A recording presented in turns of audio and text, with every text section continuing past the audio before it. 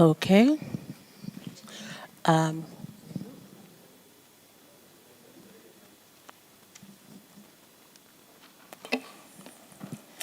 okay. Hi, good afternoon, everyone. First, we must apologize that we've had to cause you to wait quite a bit for first this announcement, and then and this briefing that we had promised you for yesterday. As you have seen, we've been working long hours, non-stop, and it was unavoidable, therefore. But we do apologize anyway. The first thing to start off with is the announcement about this morning's interview. The JSC this morning interviewed two candidates for the position of the Competition Appeal Court. And the two candidates were Judge Brian Solomon Spurk of the Gauteng Division and Judge Lester Kunikaya Nuku of the Western Cape Division. Following deliberations, the JSC voted to advise the President to appoint Judge Lester Kunikaya Nuku as a judge of the CAC. Okay. Then the rest of it is really about the briefing. As you're aware, we had the meeting of the JSC yesterday morning, and there were a number of items on our agenda. The one that we are aware you are immediately interested in is the criteria on the consideration of candidates for judicial appointments and guidelines on questioning of candidates. That was adopted yesterday. We have a document that will be made publicly available. You have asked that we should give you copies. We have made arrangements that the media should get copies, but as I say, it will be a publicly available document. And what it does is it really sets out, the starting point of it is the constitutional provisions about what is the criteria. Fit and proper, must have the necessary qualifications, and what this document does, you will see, is it teases out what that entails, but also provides guidance about how we should be treating candidates when they appear before us, without detracting from the robustness of the interviews and allowing commissioners to freely debate with members. Perhaps the one innovation there is the power that's given to the chairperson to make a final ruling if he determines that a line of questioning or discussion is irrelevant or inappropriate. The chairperson will have the power to make a ruling, and his ruling will be final. Okay. So perhaps that's the biggest takeaway from this. And then the second thing that we did is we adopted a complaints procedure yesterday. It was previously adopted in principle, subject to further work on it. And this further work was not so much substantive issues. It was more form than substance. And it was finally approved on Monday, yesterday. And of course, it's a live document, dynamic document. So as we carry on, we identify further areas of improvement, we will do that. And then a decision was also made that we will develop a sexual harassment policy, and commissioners were tasked, a specific commissioner was tasked with the responsibility to prepare a document, and that will be circulated, and it will have, and of course that kind of policy will be adopted taking into account the current framework that we have, and the framework being that usually a sexual harassment issue would be a complaint, and that is lodged with the relevant body in terms of statute, ends up with the JCC. As you all are aware, that already the JCC is seized with at least one matter, and the sexual harassment policy would be something between when an issue arises and as the JCC is dealing with that, what should the JSC be doing if there's anything else that we can do to address issues in the interim while the JCC is considering and finalizing a matter. So that's the third big document, if you like. The fourth issue, or a further issue that we discussed, was about the vacancies in the Constitutional Court. You are aware that the JSC had advertised for vacancy there. We received, you've seen our statement in the past, we received there were 4 applications. We didn't have sufficient to recommend to the President, maybe in anticipation of a question of what exactly was the problem. One of the candidates simply did not have any past judicial or bench experience whatsoever, be as magistrate or acting judge. And yet came from the advocate's profession. It wasn't clear that in his application it doesn't say whether he's done pupillage and what, he doesn't have judgment, so it was a candidate who just was not recommendable. And the consequence of that is we didn't have enough candidates that we could recommend to the President. And maybe lastly, we also discussed a litigation report. The one, and perhaps let me go back to when I talk about the sexual harassment police and just get out of the way this issue that I know colleagues in the media have asked about, and there is a good reason for there to be interest. The complaint against Mbenenge, JP Mbenenge, that matter is still with the JCC. As matters stand, submissions are being exchanged by the parties. There's a reply. I think it's at a stage where someone is supposed to be filing a reply by the end of this month, and then the JCC deals with that matter. So that's the best we can give you at this stage about it as a report.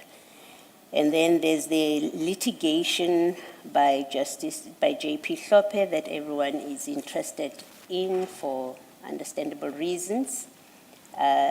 Those matters are still running their course in the courts.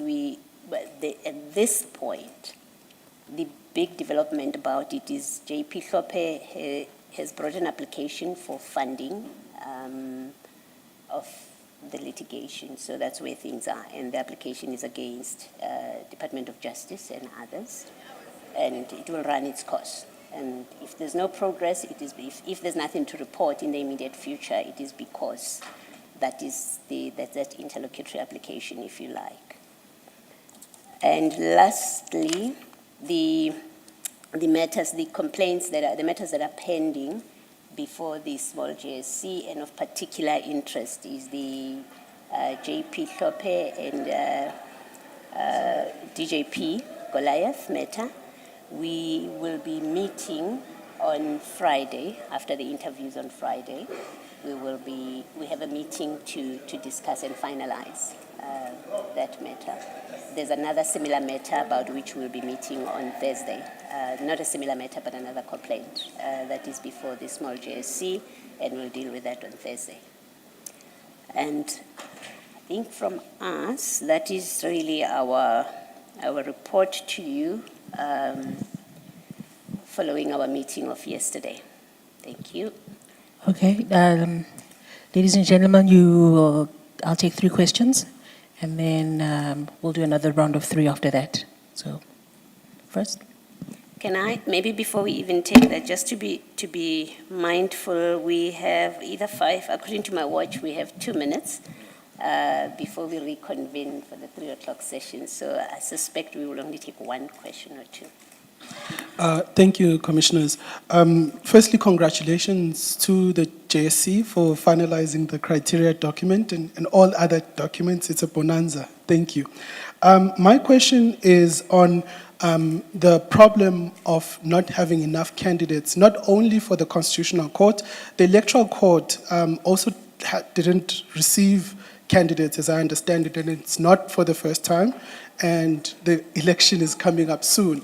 So is there a broader understanding from the JSC of what is the cause of this problem, and more importantly, are there any solutions that the JSC has thought about when it comes to just not having enough candidates for vacancies in the judiciary? And then a second point, a short one, is again, a broader question on the oversight that the small JSC has over the JCC.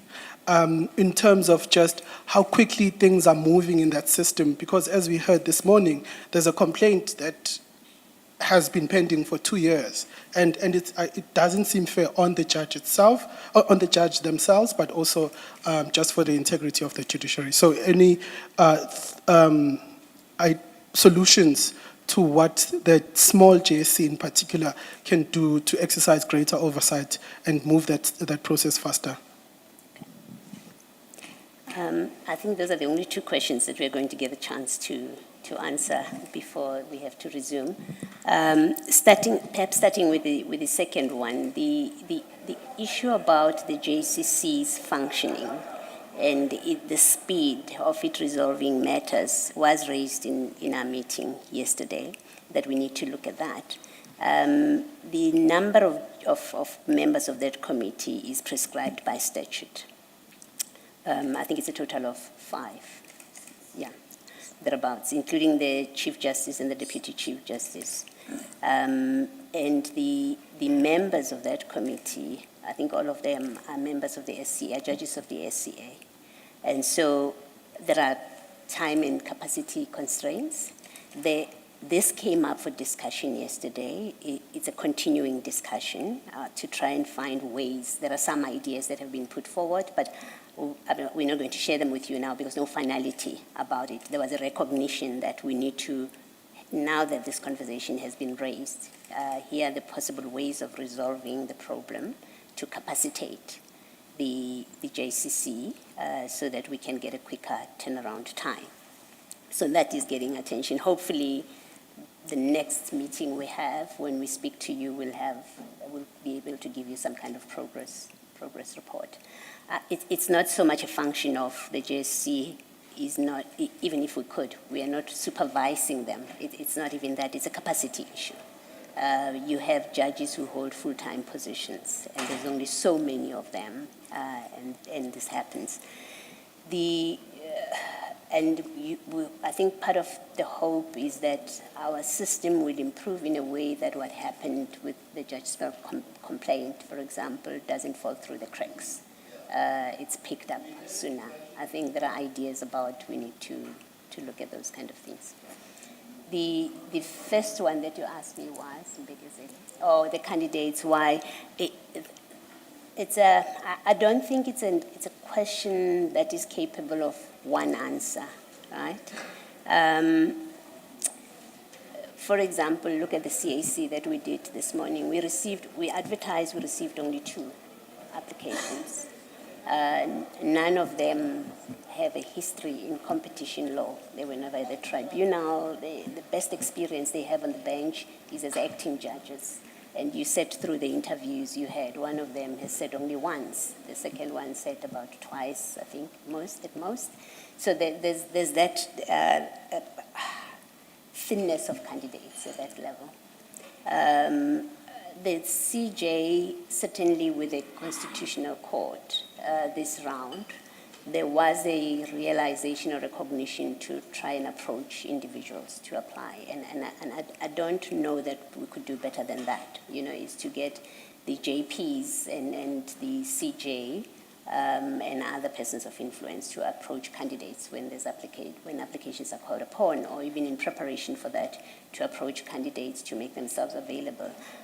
We know that this time around there was an attempt to do that. Some candidates were asked to avail themselves. For whatever reasons, they have not made themselves available, but there's a recognition that we would need to do. The JSC needs to do that, to encourage people to apply. I don't know that there's any better way of doing it other than to implore and try and appeal to people to avail themselves for these positions. You want to add anything? Okay. All right. I think we'll have to end there because we have to start our session now, and then we'll keep talking to you. Thank you. Okay, thank you, everyone.